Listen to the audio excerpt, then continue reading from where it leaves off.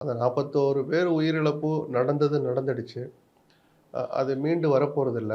இது தத்துவம் இல்ல. நான் பிராக்டிகலா பேசுறேன். தனிப்பட்ட ஒரு நபரையோ, ஒரு கட்சியோ குற்றம் சொல்ற மாரி எந்த விசாரணை அமைப்பினுடைய முடிவோ, அல்லது எந்த போலீஸ், சிபிஐயினுடைய விசாரணையுடைய முடிவோ போறது இல்ல. இது மாரி மற்றொரு சம்பவம் நடந்துறக்கூடாது. அப்படி நடக்காத அளவுக்கு அரசியல் கட்சிகள் எந்த அளவுக்கு பொறுப்போட நடந்துக்கிடணும், எஸ்ஓபி. அங்க தான் வந்து முடியும் அது. அதில விஜய் தரப்பு திமுக ஆட்சி, அவரது கட்சியினுடைய ஆட்சி நடக்கிற இந்த மாநிலத்தில அவர்கள் நிர்வாகத்தில் இருக்கிற போலீஸ் அதிகாரிகள் விசாரிச்சா நமக்கு நியாயம் கிடைக்காது. அல்லது திடீர்னு அவரே அவரோட சொன்ன மாரி எங்கள பழி வாங்குவாங்க. முதல் நாளிலிருந்தே எங்களை குற்றம் சுமத்தினார்கள். அப்படின்லாம் பேட்டிகள்லாம் சொல்லியிருந்தார். ஜாதவ் கூட அந்த தான் சொல்லியிருக்கிறாரு.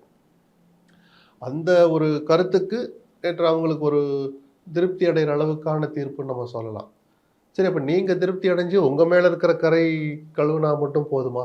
அந்த 41 பேருடைய அந்த உயிர் தியாகத்துக்கு ஒரு நீதின்னா, நிஜமான நீதிங்கிறது இன்னொரு முறை அந்த மாரியான உயிரிழப்பு நடக்காம இருக்கிறது. அத பத்திலாம் அவங்க கவலைப்படல.